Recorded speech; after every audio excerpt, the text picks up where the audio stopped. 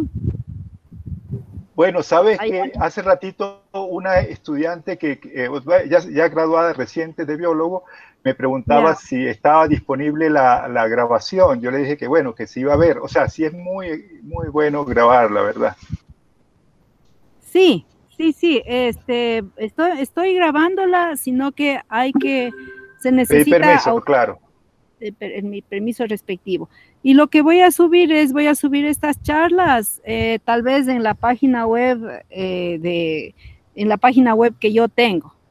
Bueno,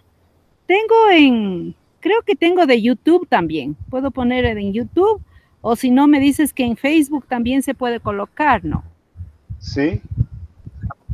Como te decía, las charlas de ayer de lo que está organizando la Fundación Jocotoco con Motonga, están perfectos y se escuchan todas las 3 conferencias. Ajá, buenazo. Sí. Yo no sé cómo se hace porque a veces tú puedes hacer un evento en vivo y también se va grabando y todo, pero en donde no pueden conversar como ahorita, por ejemplo. Claro. No sé. Claro, porque tú solicitaste a todos que cerraran los micrófonos, o sea, y eso lo puedes también manejar ahí. Y si no, pues si se complica mucho, hay que editarlo, eso sí sería trabajo adicional. Pero esta de las conferencias de Hugo quedó muy bien, que yo creo que no va a haber que quitarle nada ni ponerle nada. Sí. Bien, entonces son las 3:32, esperamos hasta las 3:35, Ileana. Sí, está bien. Ya, entonces vamos a esperar unos 5 minutitos. Y mira, ahora acabo. No, perdón, 3 minutos. A ver. Sí, acabo de recibir un mensaje que va a haber una charla sobre briofitas del Ecuador. No, briofitas ¿de qué era? Solo briofitas, creo. Pero bueno, briofitas de Latinoamérica. Ya está bueno. Sí, Brio Podcast. ¿Qué son las hepáticas y qué las hace diferentes? Entonces, a mis estudiantes yo voy a compartir con todos. Es que esta serie de conferencias es por la materia de botánica que estoy dictando en IKIAN. Entonces, aquí tenemos a los estudiantes de la materia.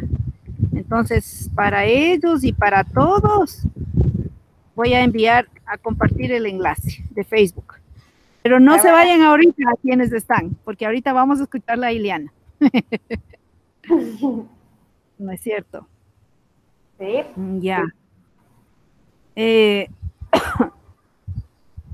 Son 3:33.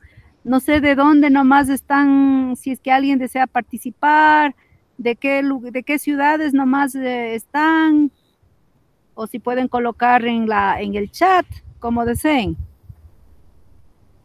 ¿Quién desea hablar? Participar. Ya le vi a Mercedes. Hola, Merceditas, bienvenida. Ya te vi. Buenas tardes, Salinas y compañeros. Aquí me uno un momento, una media hora para la charla, para colaborar. Y espero que todo esté bien con ustedes. Un enorme abrazo desde Puyo, de la provincia de Pastaza. Gracias. Saludos, Mercedes. Hace ratito Hugo habló también de allá, de ustedes. Sí, gracias, compañeros. Sí. También le vi que estaba María Cristina Peñuela. Hola, Cristina. No sé si todavía está o ya no está. Sí está. Hola. Y Mónica Palacios también, saludos. Mónica, qué chévere. A los años, Mónica.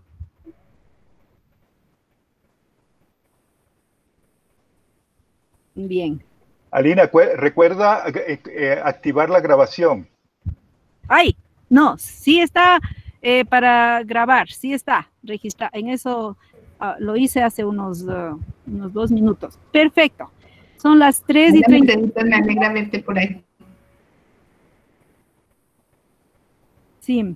Entonces, Ileana, vamos a iniciar, ¿ya? ¿Enciendo la cámara o así? Enciende la cámara para saber cómo eres, pues. O sea, yo sí sé, pero muchos no saben. A ver. Si el internet se me pone malo, lo apago. Ya. ¿Ya me ven ahí? Sí. Ya, entonces le damos la bienvenida a Ileana Herrera, una investigadora de mucha experiencia y trayectoria en lo que se refiere a plantas exóticas. Ileana es originaria de Venezuela y ahora es profesora en la Universidad de Espíritu Santo en Guayaquil. Con Ileana nos conocimos hace varios años, fue en este congreso de biodiversidad, me parece, ¿no es cierto? En Salinas. Ajá. Sí, sí. Entonces, hoy día vamos a escuchar la presentación sobre plantas exóticas del Ecuador. Ileana es del grupo de investigadores que estudian a las plantas exóticas e invasoras de la como es del Global Plant, del GBIF, ¿no es cierto? Entonces, Sí. trabaja en proyectos para determinar la fenología y hacen investigaciones en estas plantas exóticas. Entonces, la idea sería que en este momento escuchamos a Ileana por aproximadamente unos 45 minutos hasta 1 hora. Y mientras tanto, si ustedes tienen preguntas, por favor, las van escribiendo en el chat. Al final de la presentación de Ileana, entonces vamos a ir, es un conversatorio y preguntas también, entonces vamos a ir viendo eso. Mientras Ileana da la charla, por favor, apaguemos los micrófonos y la cámara. Pero ya al final sí sería recomendable que prendamos la cámara para saber cómo nos vemos, ¿no es cierto? Entonces, muchas gracias, Ileana, y por favor, puedes dar inicio a tu presentación. Bueno, gracias Alina por la invitación. Es un gusto estar aquí con ustedes, los expertos en la botánica ecuatoriana. Espero aprender mucho de ustedes. Bueno, yo les voy a hablar sobre el trabajo que he venido realizando en el Ecuador. Yo, como dijo Alina, soy venezolana, tengo 5 años acá y desde que he llegado he trabajado con especies exóticas en Ecuador continental, ¿no? Bueno, este trabajo no lo he realizado sola, estoy trabajando con un equipo que es quizás un poquito más grande que el que muestro aquí, ¿no? Pero bueno, esos son los principales que me están colaborando en el tema de plantas exóticas, ¿no? Este trabajo particularmente está apoyado por el INABIO y la Universidad de Guayaquil. Bueno, el tema de las especies introducidas o de las especies exóticas, como todos ustedes saben, inició su gran boom o su gran emoción luego de la firma del convenio sobre la diversidad biológica, ¿no? Que fue el primer evento internacional en donde se estableció que las invasiones biológicas eran una causa de pérdida de biodiversidad, ¿no? De hecho, en este convenio, todos los participantes o los países signatarios estuvieron de acuerdo en considerar a las invasiones biológicas como la segunda causa de pérdida de biodiversidad. Y se supone que todos los países que firmamos, donde está Ecuador, deberemos estar obligados de estimular la realización de investigaciones a nivel nacional y regional que permitan ampliar el conocimiento en el área de ecología de invasiones y se puedan proponer medidas de prevención y control. Alina al principio de la charla mencionó que la charla no se llamaba especies invasoras, sino especies exóticas.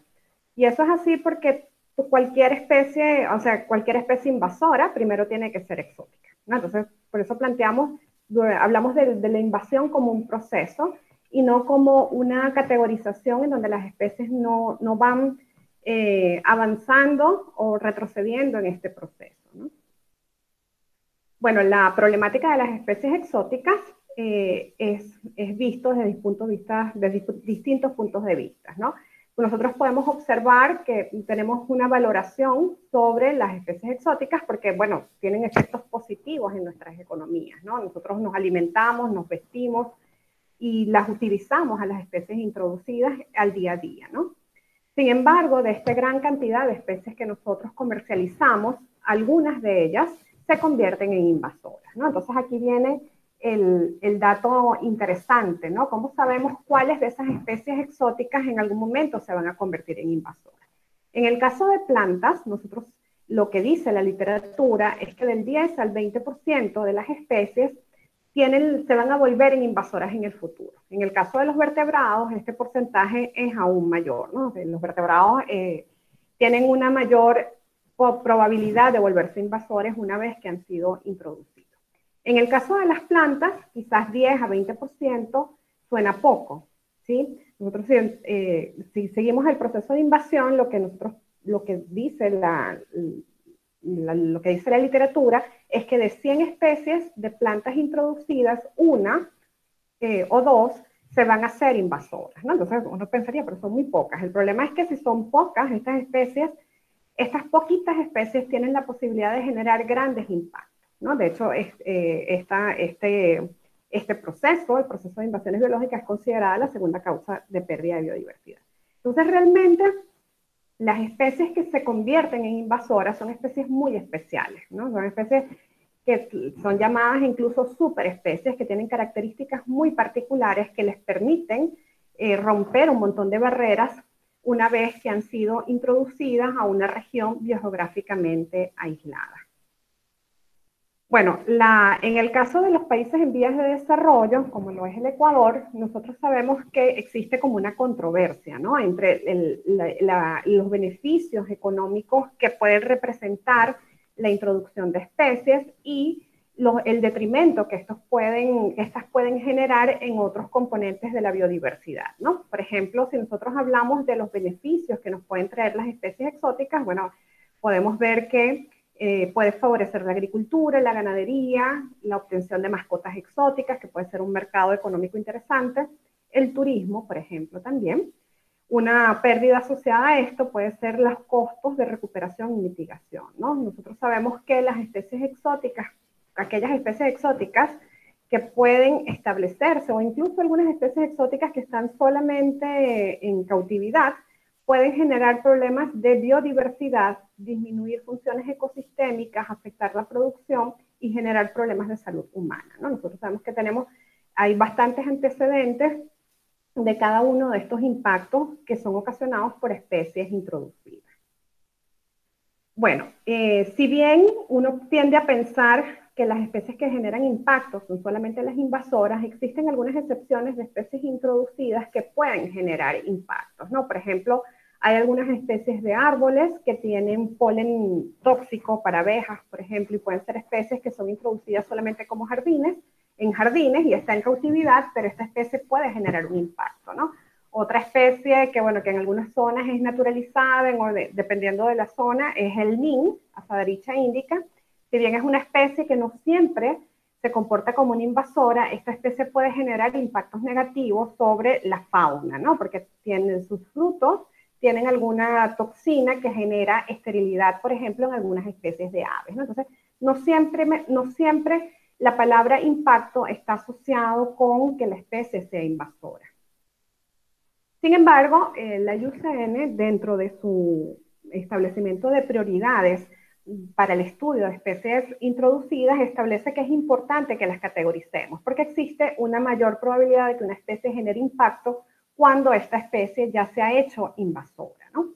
Entonces, lo que se sugiere entonces es que es importante categorizar a la especie según el punto que se encuentre en el proceso de invasión para incluso predecir la factibilidad de su manejo. Bueno, el proceso de invasión lo trato de resumir en esta figura. Aquí nosotros podemos observar en el eje Y el área de distribución o el tamaño de la población, también pudiera ser, y en el eje X el tiempo. Entonces nosotros podemos observar que una especie que ha sido introducida la consideramos una especie exótica, una especie que mantiene pequeñas poblaciones, pero que esta población es autosustentable, es decir, que tú no necesitas ir reintroduciendo individuos para que esa población se mantenga. Entonces nosotros decimos que es una especie naturalizada, y una especie invasora es aquella especie que establece poblaciones más allá de la población original, ¿no? Donde fue introducida. Como yo les mencioné, el proceso de invasión está muy asociado con la factibilidad del manejo. Por ejemplo, cuando una especie es exótica, nosotros tenemos la posibilidad de prevenir que esta especie se haga invasora. Cuando una especie es naturalizada, es factible que la logremos controlar o erradicar.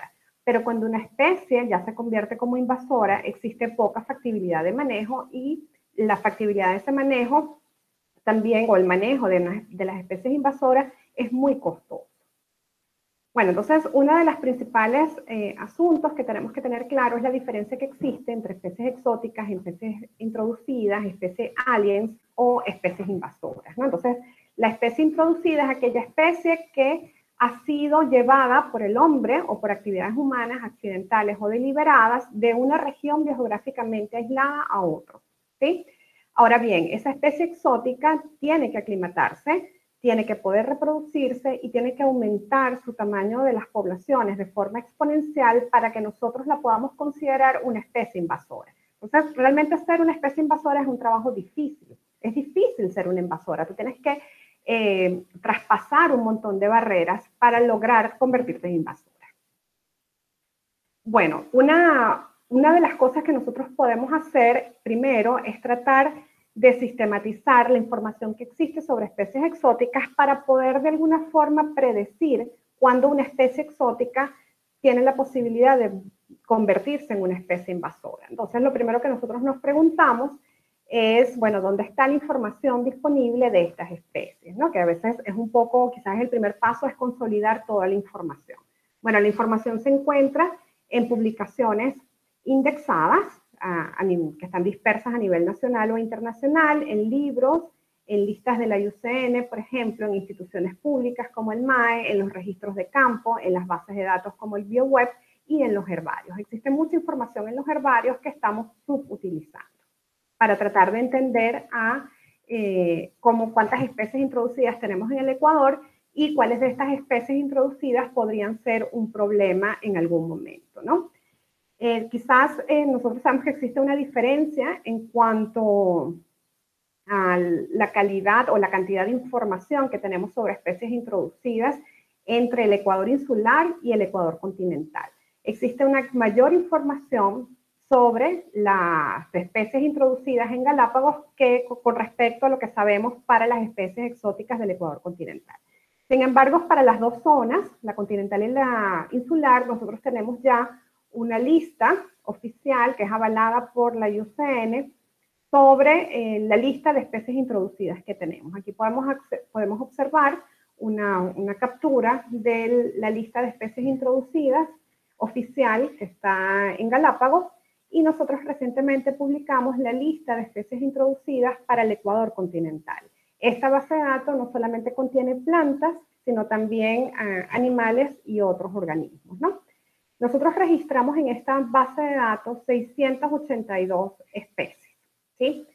Sin embargo, nosotros sabemos que es un primer intento por tener esta base de datos para Ecuador continental y necesitamos más ayuda y mayor colaboración para poder completarla.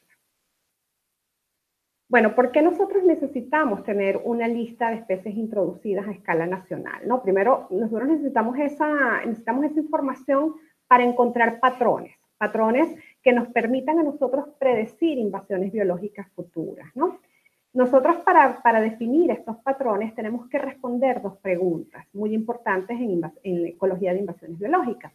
¿Dónde se concentran las introducciones? ¿Cuáles son los ecosistemas? ¿Cuáles son las áreas más vulnerables a la invasión? ¿No? Lo que se conoce en inglés como invasibility. Y también, otra pregunta interesante, ¿cuáles grupos de especies tienden a tener mayor potencial de ser introducidas o de invadir?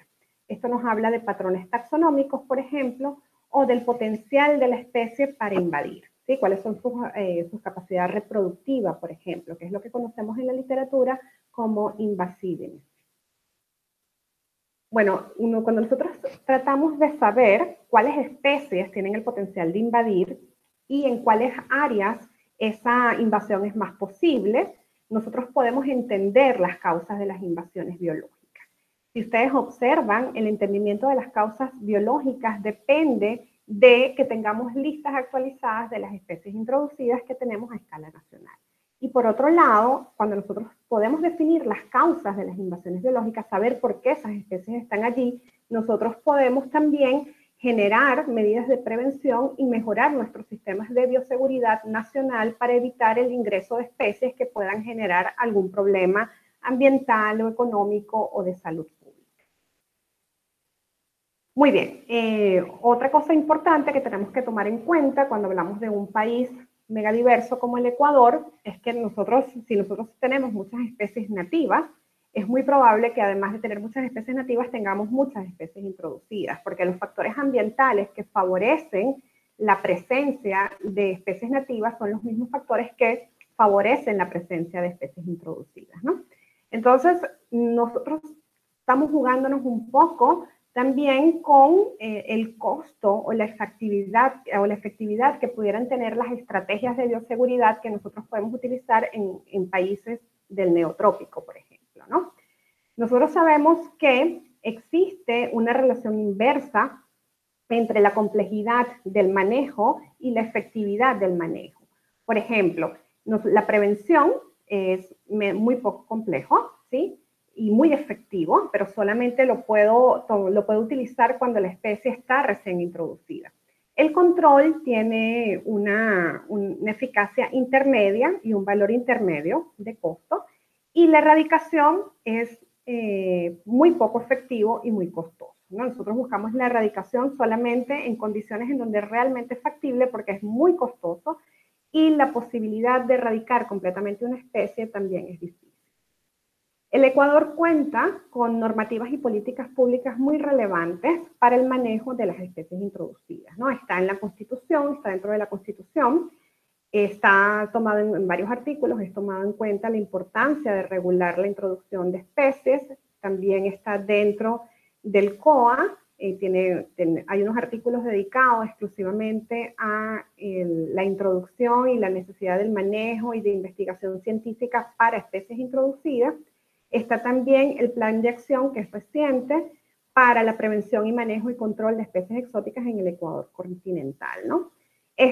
Nosotros tenemos un marco legal fuerte, sólido. Sin embargo, este marco legal no se hace solo. Nosotros necesitamos empezar a actuar. Y el primer paso para actuar es que tengamos una red de colaboración que nos permita actualizar las listas de especies introducidas en nuestro país, ¿no?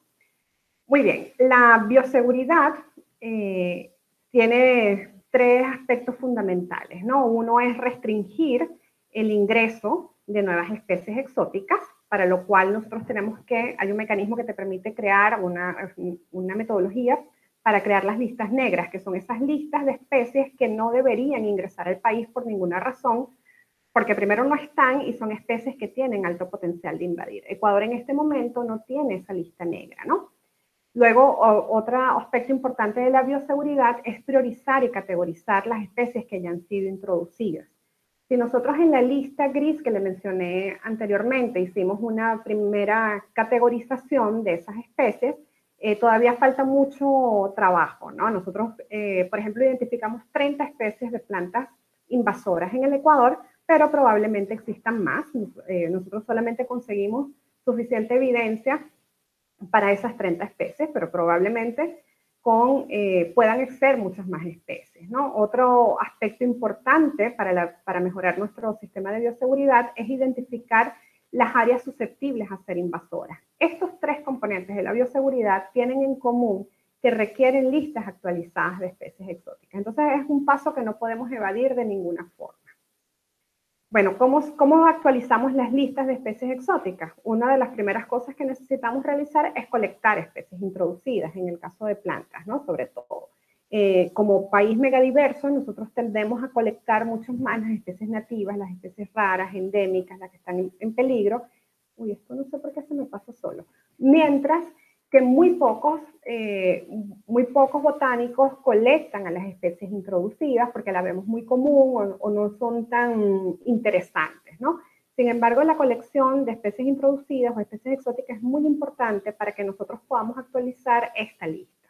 Una vez que nosotros tengamos una mayor cantidad de colecciones, tenemos que organizar esta información persistente, ¿no? Nosotros hemos trabajado y hemos organizado la información que existe, pero es importante ya hacer como un llamado a que empecemos a colectar también a las especies introducidas. Ok, la lista de plantas exóticas del Ecuador, lo que tenemos registrado hasta el momento es que hay 1.116 especies de plantas introducidas repartidas en 146 familias, ¿no? El 41% de estas especies se encuentra en la región insular y el 59% en el continente, ¿no? Entonces yo voy a hablar sobre las especies del Ecuador continental, porque es muy complicado tratar a las dos regiones juntas, porque muchas de las especies que se encuentran como introducidas en Galápagos son nativas del Ecuador continental, ¿no? Entonces nos vamos a referir principalmente a estas 659 especies que han sido introducidas en el Ecuador. Bueno, de estas especies, nosotros podemos observar aquí, bueno, que la familia más importante o la familia con el mayor número de especies son las poáceas, seguidas por las fabáceas y las asteráceas, ¿no? Lo cual coincide con la literatura en donde muestra que en la región tropical estas son las familias con mayor representación de especies introducidas, ¿no? Porque son especies de valor comercial. Por ejemplo, las poáceas, muchas poáceas son utilizadas como alimento para el ganado, igual que las fabáceas, ¿no? Algo interesante que tenemos que tomar en cuenta también es que nosotros encontramos que el 36% de las especies estaban registradas como nativas del Ecuador en base de datos nacionales, a pesar de que son introducidas. Entonces ahí tenemos también, no solamente tenemos el problema de concretar las listas, sino verificar las listas, ¿no? Porque a veces tenemos en nuestras listas nacionales, tenemos especies introducidas como nativas. Ahí también tenemos algunas pequeñas confusiones, ¿no? Que tenemos que ir mejorando. Nosotros encontramos que la mayoría de las plantas introducidas o de las especies de plantas introducidas en el Ecuador continental son herbáceas, seguidas por arbustos y árboles, lo cual también coincide con el patrón general, ¿no? Porque las herbáceas tienden a tener estrategia R, son de rápido crecimiento, tienen dispersión a larga distancia, tienen una serie de atributos que están muy asociadas con el potencial invasor.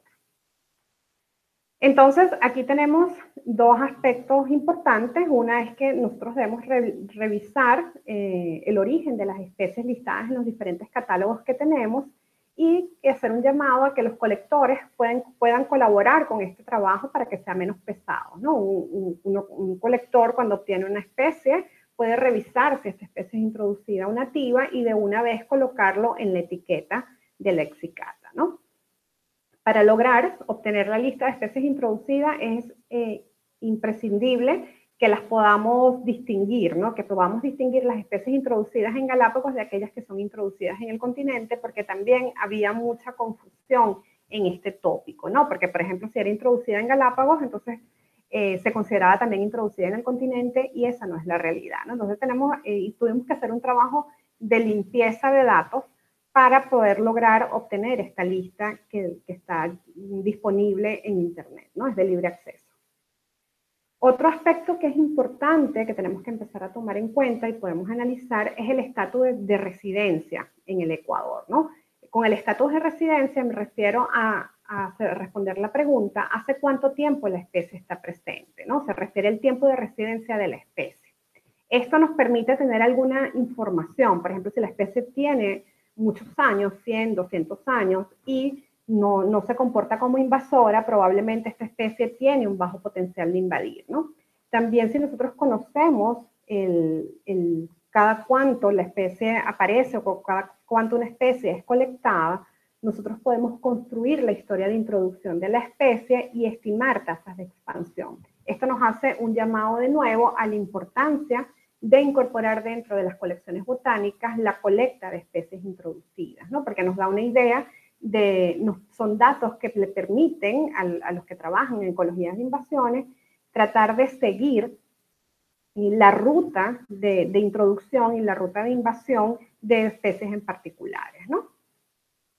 Por ejemplo, en este trabajo nosotros estamos trabajando justamente en esto, no tenemos ahorita los datos todavía para mostrarles, pero una de las cosas que estamos haciendo es analizar los patrones espaciotemporales de las colecciones de plantas introducidas, ¿no? Esto ha sido realizado en otros países y lo que nosotros tenemos en mente es realizar un mapa para el Ecuador en donde se muestre si han incrementado el número de registros y el número de especies en el tiempo de plantas introducidas en el Ecuador continental, como se muestra en este ejemplo para el caso de Chile. Otro aspecto interesante que se debe tomar en cuenta cuando uno colecta una especie invasora es anotar la abundancia de la especie y la comunidad donde ha sido invadida, ¿no? Esta es una información que puede tomar el colector, que es muy importante para el manejador de flora o el manejador de un área protegida, ¿no? Las especies invasoras, cuando una especie es invasora, se nota, ¿sí? Son que tienden a formar parches monoespecíficos, a ser muy densos, normalmente tienen solamente un parche, poblaciones muy densas en donde no crece nada más. Es bastante fácil de identificar en el campo cuando una especie es invasora. La razón de la introducción es otro componente importante que nos puede dar una idea de cuál es el potencial de invadir de una especie en particular. Cuando una especie es introducida de forma accidental, esa especie normalmente es introducida 1 o 2 veces accidentalmente y ya no más.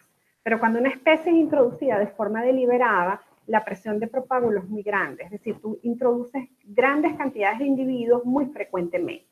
Entonces, esto es lo que se llama como presión de propágulo o vía de ingreso, que ahora está siendo considerado como una de las características importantes que deben ser tomadas en cuenta para saber si una especie va a tener el potencial de invadir o no.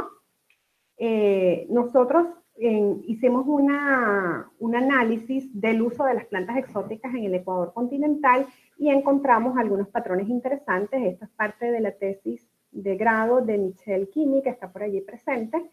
Ella revisó, a partir de la lista de plantas introducidas, ella revisó cuáles son, hizo una revisión sistemática para tratar de encontrar cuáles son los usos que se le da a la planta en el Ecuador.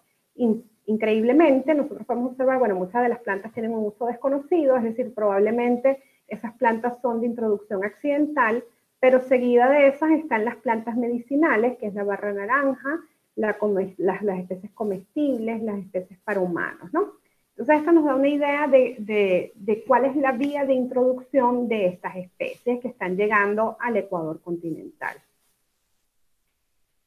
Como caso de ejemplo, yo quiero hablar un poquito también sobre las plantas ornamentales y medicinales que, como ya vimos aquí adelante, las plantas medicinales tienen es la principal causa por la cual una especie exótica está presente en el Ecuador continental, ¿sí?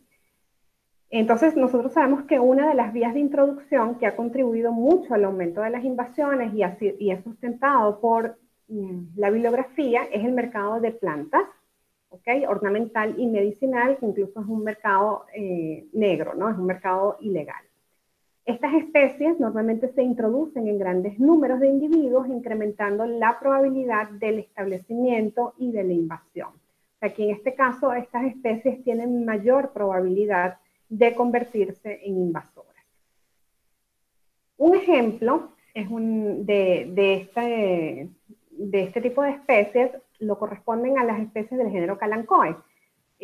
Tengo una estudiante que está trabajando con este género y bueno, yo hice mi tesis de doctorado con el género Kalanchoe y tengo bastante experiencia con este género, ¿no? Esta es una especie altamente ornamental, son especies muy bonitas y además son especies muy utilizadas en la medicina local.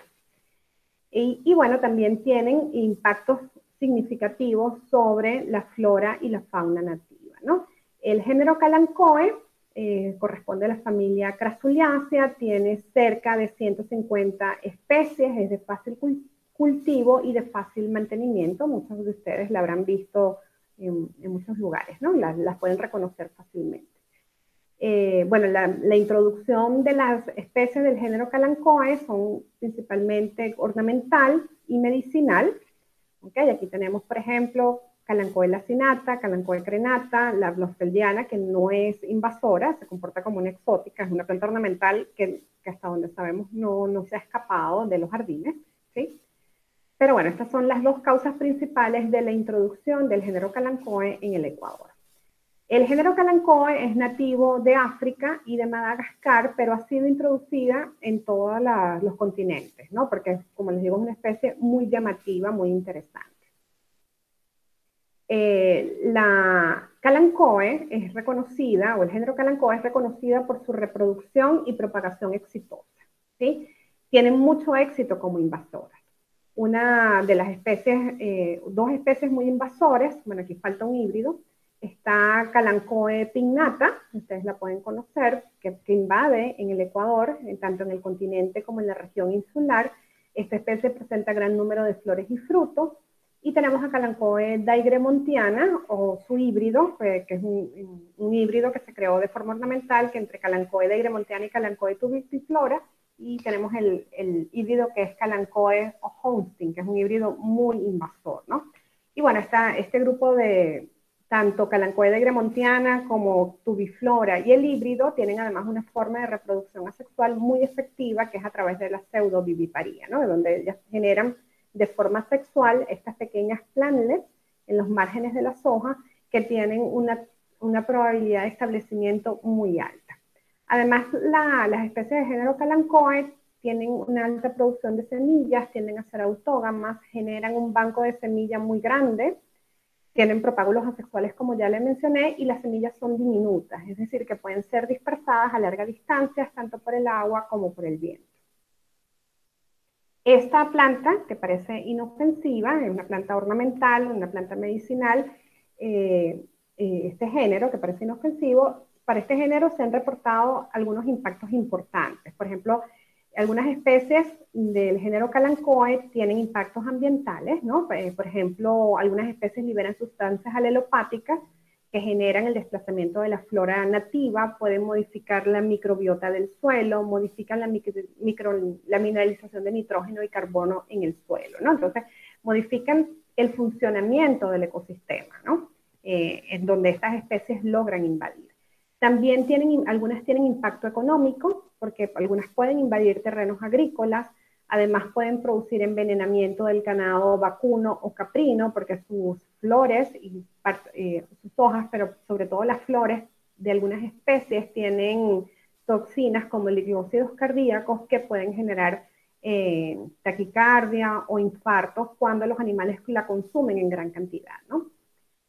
En el control, además de la especie, en áreas protegidas donde se ha tratado de manejar, es muy costoso porque las especies de género Kalanchoe generan un banco de plántulas y un banco de semillas muy grandes. Entonces el control no solamente consiste en retirar a los individuos adultos, sino que también tienes que dragar el suelo para poder extraer el banco de semillas y plántulas que se encuentra inmerso en el suelo.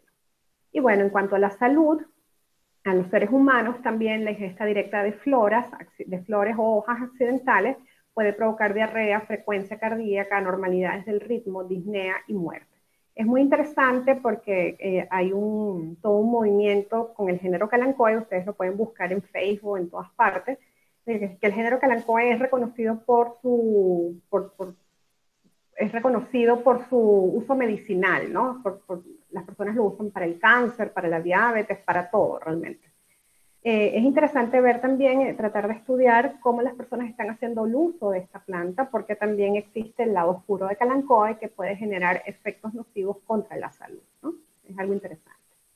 En Ecuador, nosotros hemos logrado encontrar 10 especies, ¿sí? Y estamos todavía tratando de evaluar cuáles otras especies pueden estar presentes. Estas especies que están en rojo son especies que nosotros sabemos que tienen la potencial de invadir.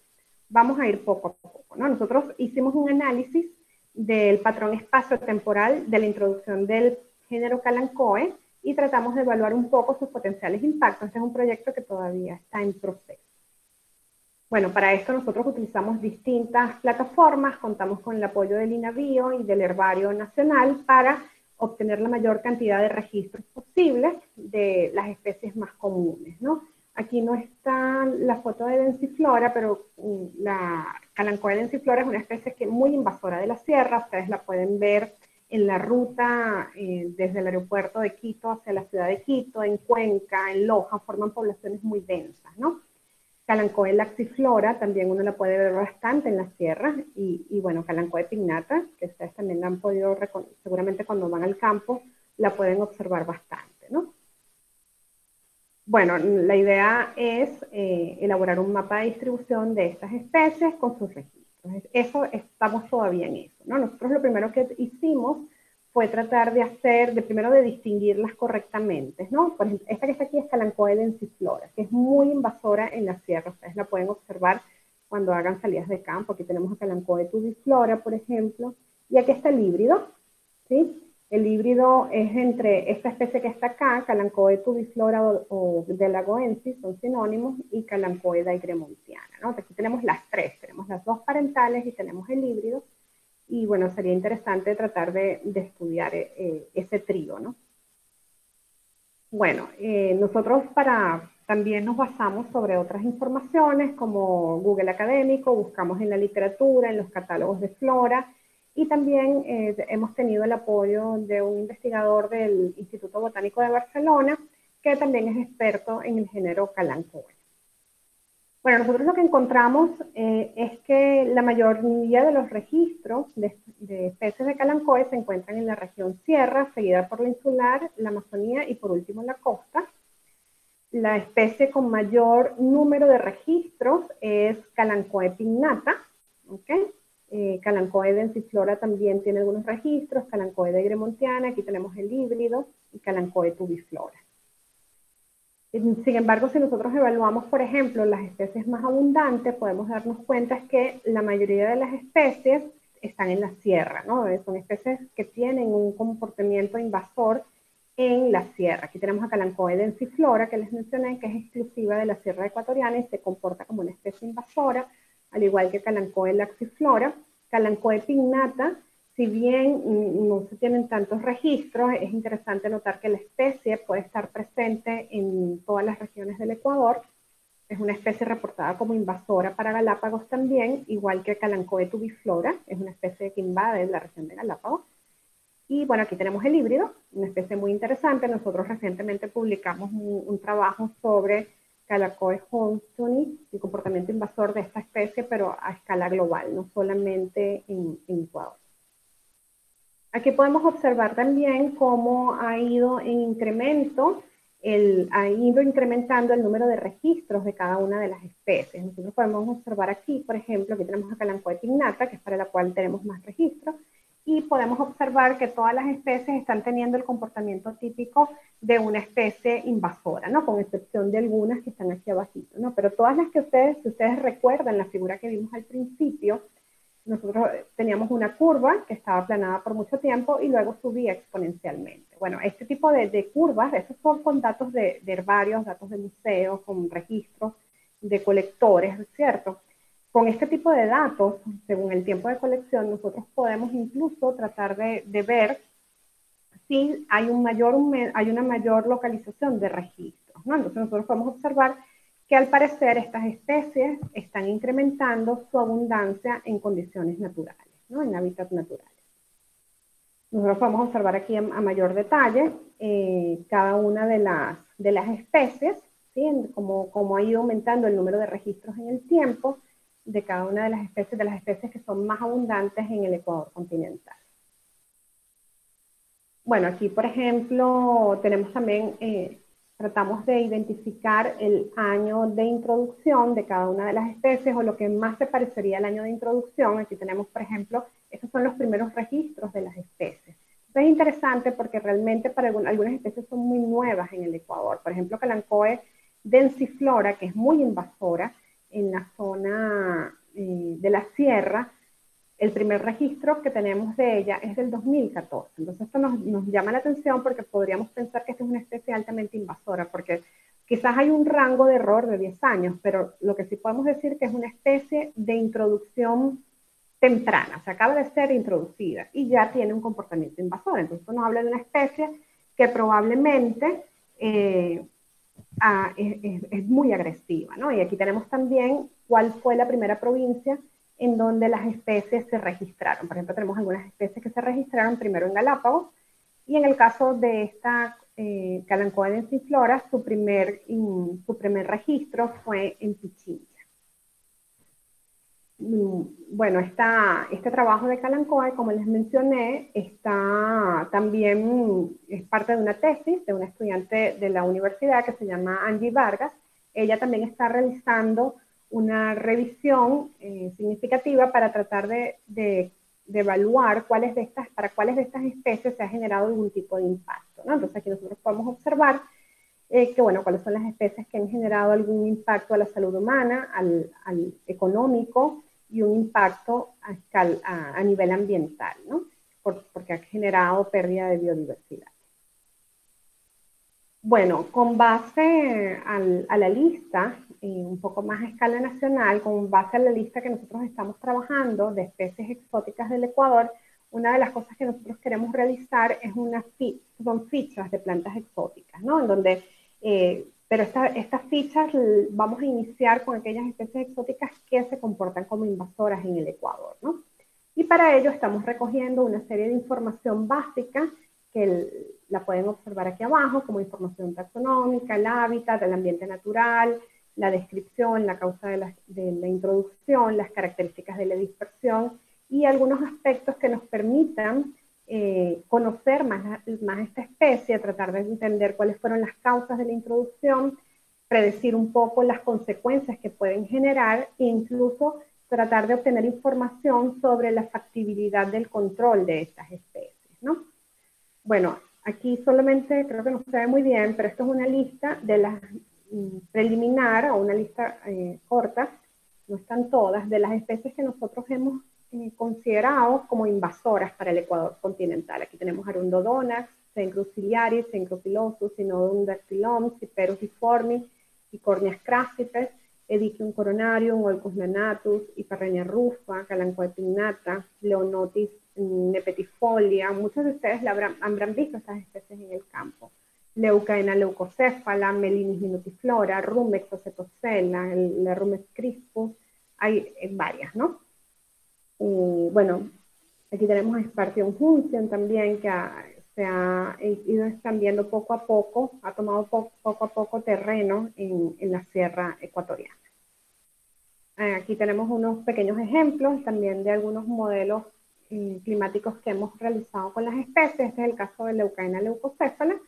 Y bueno, un ejemplo de cómo vamos con las fichas en cuanto a sus impactos potenciales, su control, las fotografías que hemos podido ir tomando de cada una de las especies, y la idea de introducir un mapa que muestre las áreas vulnerables a la invasión por esta especie. Aquí tenemos otra especie, Ulex europeus, que en el caso de Ulex es bien interesante porque Ulex europeus es una especie muy invasora en el país que tenemos en frontera de Colombia.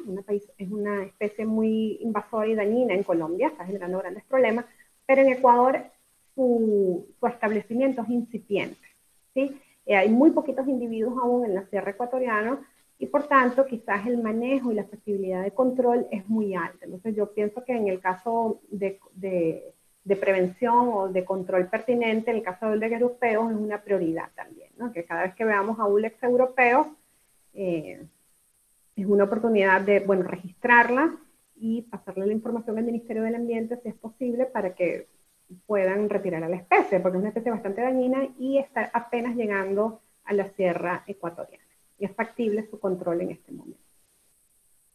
Bueno, nosotros tenemos también, estamos evaluando en este momento, estamos tratando de hacer, o estamos haciendo una lista de especies exóticas para cada una de las áreas protegidas del Ecuador continental, ¿no? Algunas especies que nosotros podemos considerar como invasoras, por ejemplo, en las áreas protegidas de la zona de la sierra, están Rumex acetocela, Taraxacum officinalis, Trifolium repens y Spartium hunzium como una de las más importantes. En el caso de la Amazonía, nosotros podemos observar con bastante frecuencia la presencia de estas especies invasoras que les menciono, Arundodonax, Calancoa pinnata, Edicium coronarium, Hydrochlora maxima o Panicum maximum. En la costa, nosotros podemos observar que existen dos especies con alto potencial de invadir. Bueno, aquí me falta una, Mormodica carantia, que también tiene un elevado potencial de invadir. Leucaena leucocéfala y Azadirachta indica, que aún no ha invadido, pero pareciera que la especie está siendo introducida en gran cantidad y pudiera en algún momento lograr establecerse y formar poblaciones estables.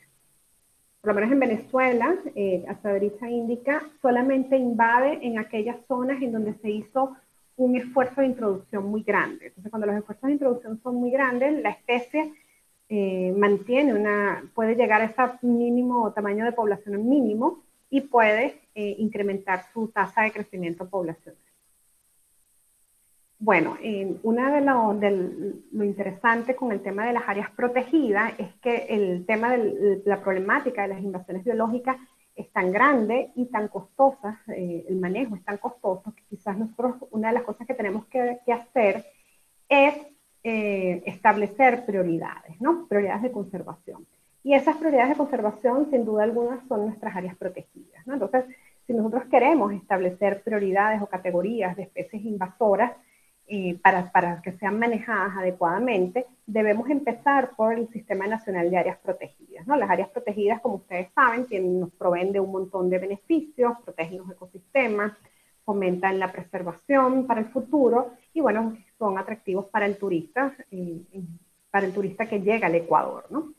Las amenazas de las áreas protegidas, bueno, todos las conocemos, la pérdida de hábitat como primera, la cacería, y también están las invasiones biológicas. O sea, las invasiones biológicas, las áreas protegidas no escapan de esta problemática, ¿no? Pero se supone que dentro de las áreas protegidas nosotros deberíamos mantener las poblaciones de especies invasoras muy reducidas, ¿no?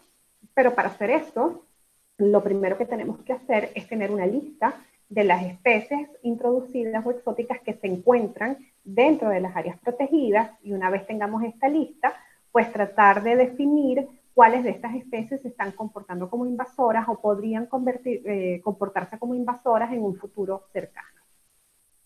Bueno, las especies exóticas se encuentran en todas las áreas protegidas del mundo. La literatura está llena de eso, por ejemplo, hay distintos estudios para Estados Unidos, para Brasil, para Argentina, para Sudáfrica, que muestran que las especies exóticas están dentro de nuestras áreas protegidas y pueden generar o pueden poner en riesgo los objetivos de de estas áreas protegidas. Nosotros iniciamos nuestro estudio de evaluar la presencia de especies exóticas en áreas protegidas, en 8 áreas protegidas de la costa ecuatoriana. Aquí también este trabajo fue liderado por una estudiante, quien culminó su trabajo de grado, Bruni Espinosa. Ella hizo un levantamiento de las especies exóticas en 8 áreas protegidas de la costa ecuatoriana, empezando como plan piloto para seguir con las otras áreas protegidas después, ¿no? Bueno, lo primero que nosotros hicimos fue caracterizar cada una de las áreas protegidas, obtener alguna información importante de cuáles eran los ecosistemas que estaban, el año de creación, etcétera, ¿no? Y empezamos a tratar de organizar la información existente dentro de cada una de las áreas protegidas seleccionadas, ¿no? Bueno, se utilizaron bases de datos globales, artículos científicos, literatura gris, planes de manejo, se realizaron todos los planes de manejo, los informes del INABIO, del Ministerio del Ambiente, se realizaron encuestas a los expertos para obtener lo más cercano posible la lista de especies exóticas que se encuentran en estas áreas protegidas.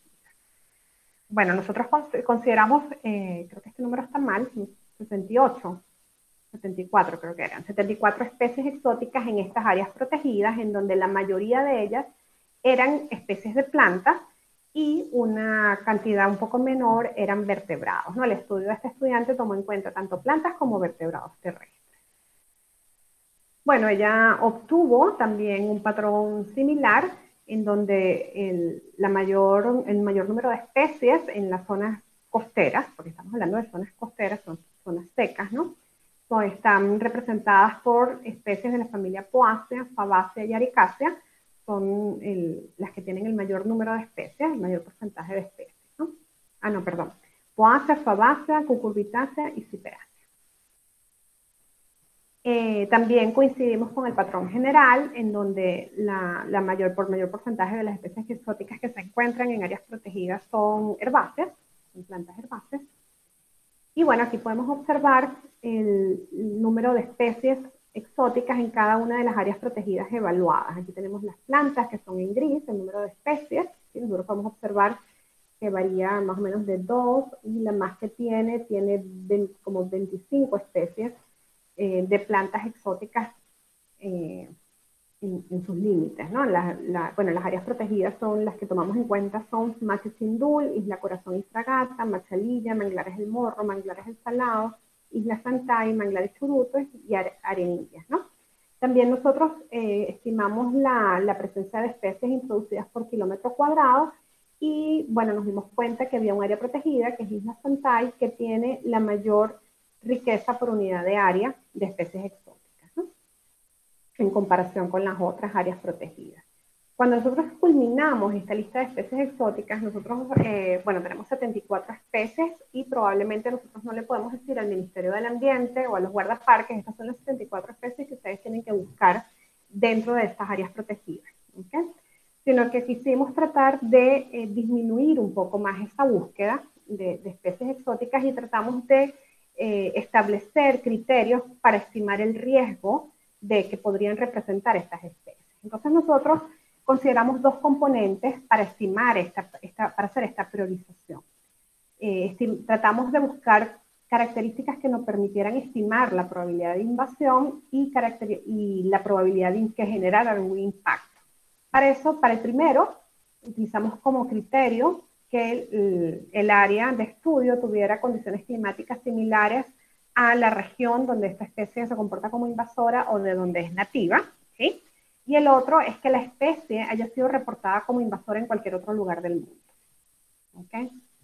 Para el impacto, bueno, nosotros consideramos para evaluar la potencialidad del impacto de la especie, es que la especie esté dentro de la lista de las 100 peores invasoras del mundo, o que para la especie haya algún registro de que haya generado algún impacto en la economía, en la salud o en el ambiente en un país muy similar, donde hay estos estudios previos, que es en Colombia, ¿no? En Colombia se hizo el análisis de riesgo para todas las especies exóticas, entonces tenemos ese apoyo que nos ayuda bastante, ¿no? Bueno, nosotros generamos un árbol de decisión para tratar de clasificar a estas especies y poderle decir a los manejadores de las áreas protegidas, darles un número más reducido de las especies que deben monitorizar, ¿sí? Dentro de las áreas protegidas. Entonces nosotros, bueno, lo tenemos para las plantas, para los vertebrados y en total, ¿no? Y categorizamos a las especies en distintas categorías: alta prioridad, media prioridad, baja prioridad y más estudios requeridos. Ok, lo que nosotros encontramos, por ejemplo, aquí podemos ver, estas son las plantas, estos son los vertebrados y esto es el total de las especies, ¿no? Entonces podemos observar que en el caso de las plantas, la mayoría de las especies de plantas caen en la categoría más estudios son requeridos, ¿no? Tenemos muy poca información sobre las plantas. También podemos observar que en el caso de los vertebrados, como les mencioné al principio de la presentación, casi todos los vertebrados son de alta prioridad de monitoreo. Y podemos observar aquí también en las áreas protegidas, cuáles son las áreas protegidas en donde hay más especies de mayor prioridad, ¿no? Que en este caso es de nuevo Isla Santay, ¿sí? Bueno, con este análisis relativamente sencillo, sin muchas herramientas, que lo que tuvimos que hacer fue compilar toda la información existente, organizarla y trabajar mucho. Nosotros podemos decirle ahora al Ministerio del Ambiente que deben monitorear las siguientes especies, ¿no? Dentro de estas áreas protegidas. Deben revisar el Cynodon dactylon, el Cornea crassipes, Infomea aquatica, Leucaena leucocéfala, Mormodica charantia, Penicetum purpuream, Megathyrus maximum o Panicum maximum, Rotoboelia cochichinensis, Roystonea oleracea y Tifangustifolia. Entonces, esta es una manera de ver cómo, si tuviéramos la información disponible, entre mejor sea la información, nosotros vamos a ser capaces de hacer un uso más efectivo y eficiente de los recursos, porque vamos a tener mayor posibilidad de saber a cuáles especies nosotros tenemos que regir nuestros recursos para hacer un monitoreo adecuado. No sé cómo estoy de tiempo, Alina. Estoy bien, ¿verdad? Creo que sí. Ya estamos ya justo ya acercándonos a las preguntas. Entonces, ¿estás terminando? Entonces, estamos bien. Estamos terminando. Bueno, como conclusión es principalmente tener criterios claros para la colección y categorización de las especies introducidas, que tomemos en cuenta el origen de la especie cuando hacemos nuestras colecciones botánicas, y que bueno, que tenemos que tener en cuenta que esto nos va a permitir tener listas actualizadas para tener estrategias de bioseguridad más efectivas, ¿no? La posibilidad de incorporar además el año de colección es muy importante. La categorización de la especie, también, o sea, las anotaciones que haga el colector en la etiqueta nos puede servir a nosotros como información para categorizar a la especie correctamente. Por ejemplo, es una especie cultivada, probablemente introducida. Aunque no lo sepas, puedes de alguna manera tomar esa nota, ¿no? Bueno, eso es todo. Muchísimas gracias por su atención y espero que existan preguntas. Muchísimas gracias, Ileana. Igual, estas conferencias son súper enriquecedoras y nos nos indican cuánto trabajo que hay que hacer. Entonces, especialmente a los estudiantes, tienen un potencial para hacer investigaciones en tantas áreas, especialmente a los chicos de botánica, que si desean especializarse en botánica, tienen muchos campos para trabajar. Me pareció muy interesante lo que mencionas sobre el rol de los herbarios, ¿no es cierto?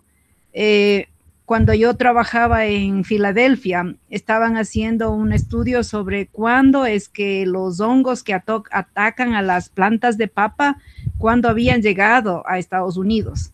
Y entonces para eso vinieron el herbario en donde yo trabajaba, es el más antiguo de todo el país. Entonces vinieron a nuestro herbario a ver las colecciones de 1850 por ahí, en donde se pudo detectar que fue en esa época cuando ya apareció la enfermedad en los cultivos de papa de Estados Unidos. Entonces, muy interesante cómo la aplicación que están haciendo ustedes con la presencia de especies que al principio eran introducidas, exóticas, y para ir determinando desde cuándo es que ya están en nuestro país, y así, gracias a la información de las colecciones, básicamente. Tenemos varias preguntas acá, entonces vamos a hacer las preguntas. Creo que voy a comenzar por el último. Okay. Cristina deseaba conocer qué se conoce de Thunbergia alata, sobre cómo erradicarla. Bueno, las trepadoras en sí, las trepadoras pueden controlarse tratando de limitar el recurso que más ellas buscan, ¿no? El recurso que necesitan las trepadoras es la radiación solar. Entonces, las trepadoras normalmente, su forma de controlarla es a través de tapar el dosel que ellas generan sobre los árboles o los arbustos. Ellas son son muy susceptibles a la sombra. ¿Sí? Entonces, una de las formas, si no quieres utilizar algún tipo de herbicida, ¿no? Porque normalmente puedes utilizar un herbicida si ya Thunbergia alata ha estado sobre todas las especies nativas y ya no queda nada, ¿no? Pero normalmente, si tú no quieres usar un herbicida, una forma que puedes optar es reducir la luminosidad a través de uso de mallas que generen sombra sobre esta especie. Excelente. Luego tenemos, ahora estamos debajo, más adelante veremos la pregunta de Nardi. No sé si Gabriel. la pregunta. ¿Cómo es? Que no sé si respondí la pregunta. No sé quién la hizo. Cristina. Sí, gracias. ¿Sí? Es que es un problemita que tengo en mi finca. Ah, qué interesante. O sea, Thunbergia alata es poco resistente a la sombra, por eso ella, como todas las trepadoras, buscan la luz. Entonces, quizás una forma es que pueda generar algún tipo de sombra para disminuir su abundancia. O sea, la tienes que cortar, pero además tienes que modificar su ambiente. Ok, listo. Gracias. A ti. Ya, Gabriel indica, seguramente algunas especies exóticas tendrán potencial beneficioso. y con menor impacto ambiental. ¿Qué porcentaje se tiene de especies que te darían exóticas que sean beneficiosas? Si existe, si se conoce, un porcentaje. Sí, nosotros dentro de las áreas protegidas, esas especies fueron categorizadas como bajo riesgo. No sé si está Bruni aquí presente que maneja los datos, ¿no? Nosotros, por ejemplo, el mango es una especie que tiene un efecto positivo, es una especie introducida. Todas las especies que son frutales tienen efectos positivos, ¿no? Por el porcentaje o el número de especies en este momento no te lo puedo dar, no lo recuerdo. No sé si está Bruni por allí para que me ayude. Creo que no es si estás, Bruni. Hay un porcentaje de especies, sería lo que nosotros categorizamos como especies de bajo riesgo. Esos son puedo darte los datos luego, si me escribes, lo puedo buscar. Perfecto. Danning pregunta, ¿qué se conoce sobre Edicium coronarium en Ecuador? ¿Existe plan de manejo para esta especie? Y también, ¿qué ventaja tiene Edicium que ayudó a su gran propagación? Bueno, Edicium coronario es una especie ornamental, ¿okay? Es una especie bastante llamativa por sus flores y además es una especie de fácil mantenimiento en zonas de bosque húmedo, bosque nublado, ¿no? En zonas muy húmedas. Por ejemplo, Edicium coronario tú lo puedes observar, por ejemplo, en Tena, en Iquian, cerca de Iquian hay una gran población de Edicium coronario, ¿no? Es una especie ribereña, además, entonces el hecho de que sea ribereña, que crezca a lo largo de los ríos, hace que la dispersión de sus semillas sea mucho más fácil y que esta dispersión de semillas sea a una escala mayor también, ¿no? Entonces, yo supongo que la introducción de la especie fue de forma intencional, porque es una especie de gran valor ornamental y súper fácil de manejar, no necesita muchos cuidados, y su expansión ha sido por tiene dos formas de dispersión, ¿no? La propagación asexual, que es esa propagación que le permite establecer poblaciones densas, ¿no? Porque van generándose distintos clones, pero además tiene la posibilidad de dispersarse a larga distancia, que es lo que hace que una especie sea invasora justamente, ¿no?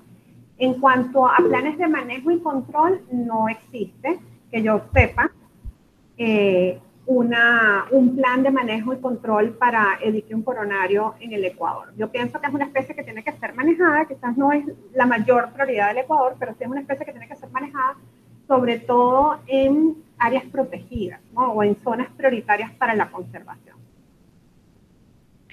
Bien, Dani también pregunta, ¿qué factores se toman en cuenta para generar el mapa potencial de invasión? Sí, me escucharon. No, ojalá que los sí. Variables.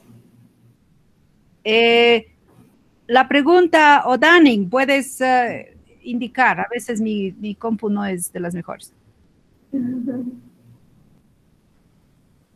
No está Danning. Bueno, yo mira. A ver si entiendo yo dónde está. Dani. Ajá. ¿Qué factores se toman en cuenta para generar los mapas potenciales de invasión para las especies? Ok, el mapa que nosotros mostramos no es un mapa potencial de invasión, mostramos un mapa de climas adecuados, o sea, es un mapa que te permite decir, de zonas climáticamente adecuadas para el establecimiento de la especie, ¿sí? Ese mapa lo único que nos dice, no nos dice si la especie puede invadir en ese lugar, lo que nos dice es que ese lugar tiene condiciones climáticas adecuadas para que la especie se establezca. Nosotros para ese modelo primero utilizamos todas las variables de BioClim, luego se realizó un análisis de correlación entre las variables y se excluyeron aquellas especies que mostraban una correlación muy elevada, ¿no? Para evitar el sobreajuste de los modelos. Pero los modelos que mostré son modelos basados exclusivamente en variables climáticas. Solamente lo que queríamos saber era cuáles eran las zonas en donde el clima era adecuado para el establecimiento de la especie. No sé, Dani. Gracias. Yomira, ¿cuál es tu pregunta? Yomira, no está. Entonces, si está Yomira, ya. Ileana, yo tengo Sí, allá. aquí. Buenas tardes. Sí, Buenas tardes. ¿cómo es el porcentaje? Sí, ¿cómo es el porcentaje de las especies invasoras en la Amazonía ecuatoriana con respecto a otras regiones del Ecuador? Lo que nosotros hemos encontrado es lo siguiente. Nosotros hemos encontrado el mayor porcentaje en la sierra, ¿sí? Seguido de la costa y de último en la Amazonía. Eso es lo que hemos encontrado. Pero no sé si tiene que ver con que en la Amazonía, por ejemplo, exista una tendencia a colectar más especies nativas. Pero hasta ahora lo que tenemos en registro es que las especies, la Amazonía no tiene una vulnerabilidad tan alta en este momento para el establecimiento de especies introducidas, o sea, para que las especies se naturalicen allí. ¿No? El punto más álgido de las invasiones biológicas en el Ecuador, después de Galápagos, obviamente, porque Galápagos es la zona más vulnerable, está la sierra ecuatoriana. ¿Qué más? Cristina desea conocer cuáles son los nombres comunes de Calanchoe. Le dicen así, creo, Calancoe, Mala Madre, Madre de Mil Hijos, Sombrero Mexicano, tiene muchos nombres. La utilizan muchísimo. Es una planta muy, o sea, es un grupo de especies muy utilizadas en la medicina. Sí, no me acuerdo cómo se llama en la Amazonía. Me parece que le dicen dulcamara, me parece. Dulcamara, puede ser. Sí, y ahí es es algo de tener cuidado, porque dulcamara, la auténtica dulcamara es de la familia de la papa, Solanaceae, pero me parece que también se le conoce como dulcamara en la Amazonía a Calanchoe. Sí. Alina, yo tengo una preguntita. A ver, siga. Mi nombre es Nardi. Primero que todo, muchas gracias por la presentación, Ileana, estuvo en verdad muy buena. Tienes un potencial muy rápido para crear proyectos y desarrollarlos de manera súper excelente. Toda esta información que dices es muy importante en cuanto al ámbito académico y quizás para nosotros, de pronto cuando estemos en campo, tengamos el conocimiento de especies introducidas y que tienen potencial exótico.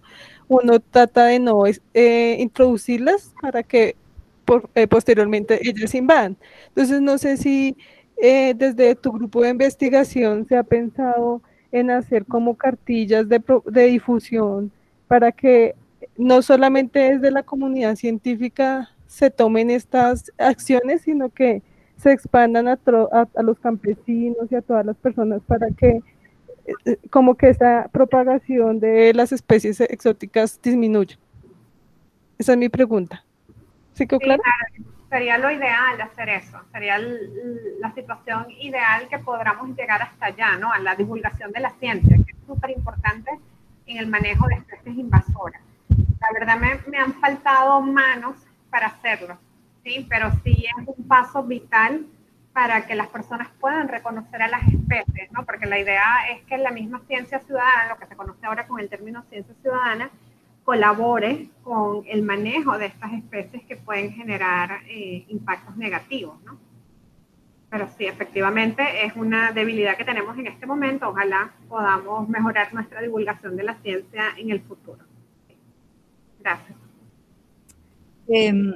Efraín Freire, ¿qué se conoce sobre la introducción de la especie Paulonia tormentosa en Ecuador? Muy difundidas sus semillas en Mercado Libre. Okay, para yo que sepa, eso es un árbol de flora como moraditas, ¿no? Es una especie ornamental, me parece, Efraín. Sí, son árboles grandes. En Norteamérica es un problema. Sí. Yo la verdad que no no tengo registros de la presencia de que esa especie esté naturalizada en el Ecuador. No sé cuál es el estatus de esa especie en el país. Sería un buen tema para estudiar, porque si es una especie que ha causado problemas en otro lugar, sería interesante identificar en cuáles sitios se ha establecido para empezar a hacer un estudio, ¿no? Qué excelente. Bueno, ¿alguien más que tenga preguntas? Yo creo que por cuestión de tiempo yo te haré las preguntas mías después. Okay. ¿Alguien más que tenga preguntas para Ileana?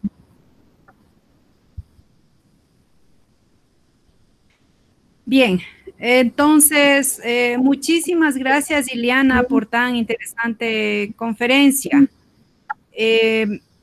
Tal vez, si es que desearías, por favor, colocar tu correo electrónico en el chat, en el caso que estudiantes o investigadores desearían contactarse contigo. Y muchísimas gracias por todo. Y de verdad que en esta serie de conferencias estoy aprendiendo muchísimo y todo gracias a que estoy ya dictando botánica en la Universidad IKIAM. Bueno, muchas gracias a ti, Ileana, y gracias a todos ustedes que asistieron a esta serie, a esta conferencia. Muchas gracias y nos vemos algún momento. Cuídense mucho. Alina. Muchas gracias. ¿Sí? Una pregunta. No sabía cómo estás programando estas charlas. ¿Cuándo tienes otra o cómo es? Ya, voy a compartir. Yo tengo tal vez puedo compartir. Voy a compartir con los varios grupos sobre estas charlas. La próxima va a ser, ¿cuándo es que va a ser? A ver si es que me ayudan Dani bueno, yo comparto contigo y con todos los compañeros de la universidad, Cristina. Okay, quienes deseen conocer más de estas charlas, solamente me escriben un mensaje y yo les puedo enviar como es el listado de charlas y los horarios y todo lo demás. Ok, gracias. Muchas gracias, Alina. Muchas gracias y gracias a todos y cuídense mucho. Nos vemos. Chao, chao. Gracias, Ile. Chao. Gracias. Chao. Chao. Feliz tarde. Muy bien. Buena. Chao.